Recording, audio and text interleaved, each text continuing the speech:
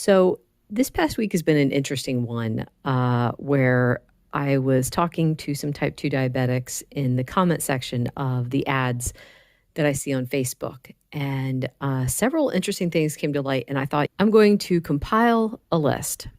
And hopefully this will help some of the either newly diagnosed diabetics out there or some that have been given wrong information. Now, to start, let me say I am not a medical professional in any way, shape, or form. Nothing that I say should be taken as medical advice. I am just giving you the information that I found. And let me also say that this is for type 2 diabetics. This is not for type 1, although they have their own issues with misinformation. And I discovered that too this week. So I might have to make a whole separate video. But this video is specifically in regards to type 2 diabetes. So here we go. Number 1, they are being told that they should test 3 hours after eating. That was very interesting to me because what I found out for my mom, who does have type 2 diabetes, was that she tends to peak between 1.5 to 2 hours. By the time you get to the 3-hour mark, your blood sugar is either steadily coming back down or it's back to normal. And I was looking up this idea this morning. I'm like, well, was I wrong or are the people giving the information wrong? All you have to do is a quick search that will tell you blood sugar peaks between 1 hour and 15 minutes to 2 hours. So that's one done. 2, I had several people tell me that they can't help what's going on because it's genetic, that all of their family has type 2 diabetes. Now, I'm not going to argue that one only because that can be true where you get type 2 diabetes because you are genetically set up for it. However, I will say genetics loads the gun and lifestyle pulls the trigger. You actually get to decide if you're going to keep diabetes. You can develop it because of how you eat and whether or not you exercise and et cetera, but you get to decide even after you're diagnosed, are you going to keep diabetes? And at the end of the video, I will share how to get that reversed. Third way, this was a shocker to me. This person was telling me that as long as they keep the numbers under 180, then they are fine. And I'm like, now hang on a second. When I had gestational diabetes, I was told to keep it under 140 after meals and at least under 100 first thing in the morning. Even my mom, that was what she was told too, under 140. So I'm like, well, when did that number change? When did they start saying 180? Now, I haven't been able to find out who changed the numbers or why they changed the numbers. However, I did come across a link, and I'll post it in the description, for the National Institutes of Health, where they were saying that damage starts after 140. And they were saying, in spite of the complications that can happen, people are still being recommended to keep their blood sugar under 180. I thought that was interesting. So forget about the damage, just keep going. I don't even know what to say to that one. Number 4, I was told that there are 42 other reasons why someone's blood sugar could go up. I'm also not going to argue that point. I believe that to be true. Yes, absolutely.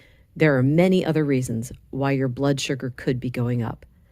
However, the easiest one to eliminate to see if it's the cause is food. You can check your blood sugar between 1.5 to 2 hours after eating to see if the food is causing the blood sugar spike. If you know you had an extremely low to no carb meal, but your blood sugar still went up, then yes, absolutely blame something else. I know for my mom, anytime she's had to go to the hospital, her blood sugar is always higher. And we know, because her diet was fine, that it was definitely nerves. So yeah, to me, food is the easiest idea to eliminate rather than saying that, well, it must be something else because I know it's not the food. One of the fifth ways that the diabetics are being set up to fail is being told to only check their blood sugar first thing in the morning, as though that gives them any clue as to what is raising their blood sugar. This was something that we noticed with my mom back before we got going on the low carb diet. When she would check her sugar first thing in the morning, it was always over 200, and she was on twice a day insulin shots back then. So we couldn't tell. We would look back over her day because she was writing down what she ate, but we're like, what's raising your blood sugar? Like for a week, we tried the recommendations by the American Diabetic Association, whole grains. She was having fruit. She was having low fat, lean meats, et cetera, et cetera. We're looking back over the day. It's like, well, all the recommendations are spot on. So why is your blood sugar high? We didn't know. We had to shrug our shoulders and say, we can't figure it out. Now, again, just wait till the end, and I'm going to tell you how you can figure this out. The sixth way that type 2 diabetics are being set up to fail is they're being told to just calculate the carbs and either subtract the fiber or the protein.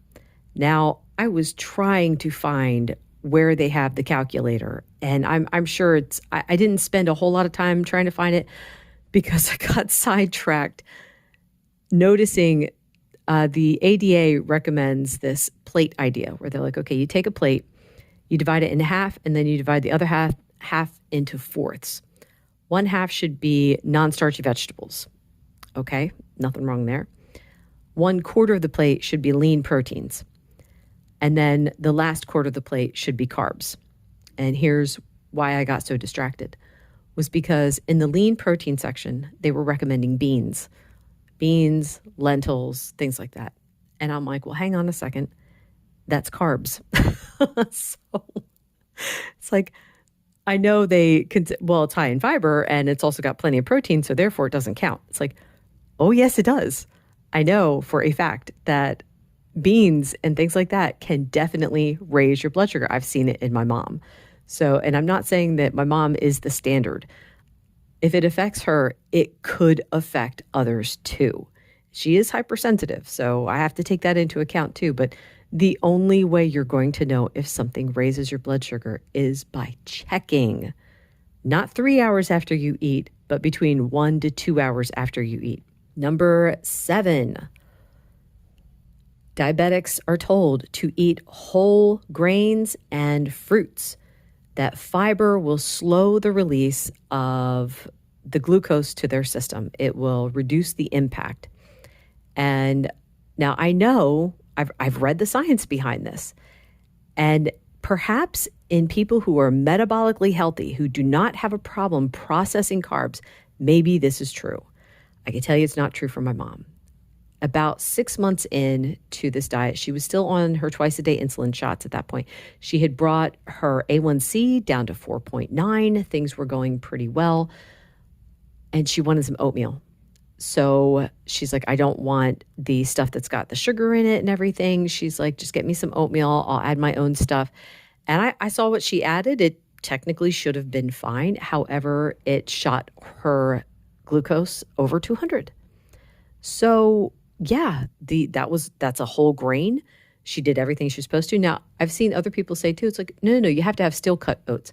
Listen, all carbs turn into sugar in the system. It just depends upon how quick or how slow. That's depending on, number one, how metabolically healthy you are. Number two, it depends upon what you eat with it. But just the same, always check your blood sugar. There's a great channel called Beat Diabetes, and he has quite a few videos testing his blood glucose after eating whole grains. And I mean, you don't have to take my word for it. You can go check out the videos to see what he did and see what the results are. Number 8, I see this often. People are recommended to have cinnamon or some other spice, or try this tea. One of these weird concoctions will definitely bring down your sugar. And then you've got several people in the comment section who are like, oh, it worked for me. Again, check your blood sugar. For a long time, my mom was putting cinnamon in her coffee, and it did absolutely nothing. Her blood sugar was still over 200 every single morning. So the only way to find out if these things are going to work, check it for yourself. Number 9. This one's the one that really gets me. Eat the carbs, just make sure you take your medication. One of the top questions that I found when I was looking into this one was people were saying, I'm taking the medicine, why isn't my blood sugar coming down? Whether they were taking metformin, whether they were taking insulin, it didn't matter. They were I'm doing what I was told. I was told that I could eat what I want as long as I take the medication. And again, it was the same for my mom. She was taking her twice a day insulin shots and her blood sugar was still high. I don't know who it works for. I haven't seen any diabetic that this works for. Their numbers might be good because they're staying under 180, but that's because of the new guidelines. Possibly the new guidelines were put out there because they're finding that the medicine's not bringing down people's blood sugar, which is a pretty sad thing to do. You just move the goalposts so that you make the medicines look good. I don't like that idea. Here's something else to consider. Even when the medicine does work, so let's say you have the carbs, your blood sugar spikes, but the insulin kicks in and does bring it down. The issue there is that the damage is still going on during that spike. Sugar, glucose, carbs, it's all the same in your system. It's like little shards of glass going through this is what causes the damage. It's like little shards of glass going through your system, cutting as it goes. It's especially damaging in places like your toes where the arteries switch over to capillaries and then they switch over to veins. That little bit of tissue there where the capillaries are can get cut and damaged. It's in your eyes, it's in your kidneys, it's in your heart. All of these areas are being cut and damaged by those spikes. This is why I really wanted to get this video out, because people need to understand this. Even if the medication is bringing the glucose down, that spike is still causing damage. And if you're having those spikes 3 meals a day plus snacks, imagine the amount of damage that's being done. So number 10, just exercise. Type 2 diabetics are being told, all you have to do is exercise, and that will stop the blood glucose rises. Again, I'm not sure who this works for. My mom was walking a lot before we started the diet. I mean, every single night she was walking, trying to get her steps in, trying to make sure that, and I mean, I would have called it panic mode exercise, because she wanted so badly to get her blood sugar down without giving up the food. Now, again, her blood sugars were always over 200 in the morning. So the walking did not work for her. The exercise did not work for her. What was interesting to me is that when we got her going on the low carb diet, she stopped walking and her blood sugar levels still stabilized. That was fascinating to me. So now we're going to move into, how do you get things under control? One of the best ways, and I'm always saying this in the comment section of the diabetes ads, is to check your blood sugar. You will not know what is causing spikes unless you check your blood sugar to see what's doing it. I can tell you right now, proteins and fats, they might cause a minimal low rise in your blood sugar, but it's barely even enough to register. So if you have protein, fat, and pasta, and you get a sharp rise, it's going to be the pasta. You could check the pasta on its own. Just have a bowl of pasta by itself and see what it does to your system. See what it does to your blood glucose. So the thing is, that was how we shifted into a low carb diet for my mom. We were checking her blood sugar 1.5 to 2 hours after her meals, and we quickly saw that it was always the carbs. It did not matter if they were high in fiber. Fruit would definitely do it. Oh my word, the day she had watermelon, yeah, that skyrocketed. She is very, very sensitive. There is some fruit that diabetics can have, such as strawberries, blueberries, blackberries. However, I would still recommend check your blood sugar because they shoot my mom's sugar right up. She cannot even have fruit because she's got so much damage. She also has other health issues, which contributes to that. So not everyone is going to be like that. Dennis Pollock on the channel Beat Diabetes, he can have strawberries and he's okay. So like I said, though, you will not know unless you check. There's a couple different ways to find out. You've got the blood glucose monitors where you do a finger stick.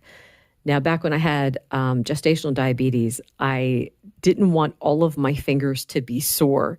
So I would use one finger per day and I would check the different areas on that finger specifically. The next day I would do a different finger. The next day I'd do a different finger, just because for me that was a bit easier. And like I said, I didn't have all of my fingers sore in one day.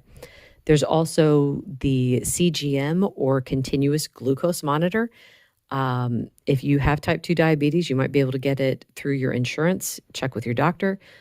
That is a monitor that attaches to your arm and it can give you readings and tell you what your blood glucose is. And you can even see from that, when do you peak? Do you peak at 1 hour? Do you peak at 2 hours? Do you peak somewhere in between? So it's an extremely handy tool to have. One last thing I wanted to point out.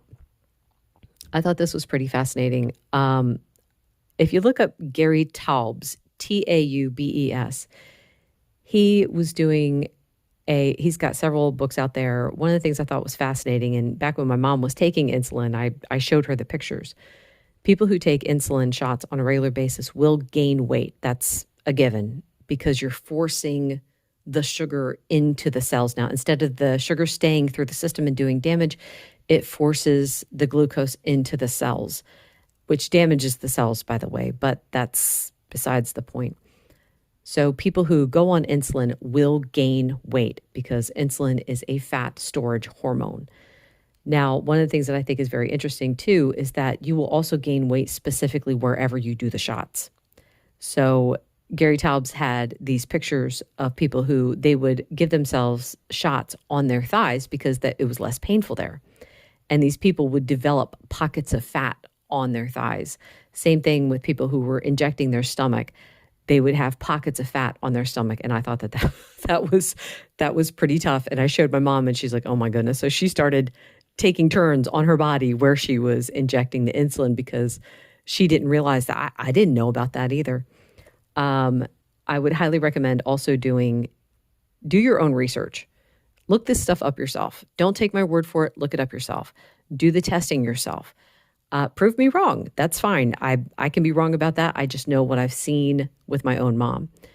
I would also highly recommend, please look up the information about what high levels of insulin does to your system, what kind of damage high levels of insulin can do, and look up the side effects of what other medications you're on for diabetes. Metformin is a really interesting one. Please look into that one to see what long-term damage can happen because of metformin. Anyway, thank you so much for listening. I really hope this helps someone out there. I hope you made it to the end. And if you did, thank you again for listening. Bye-bye.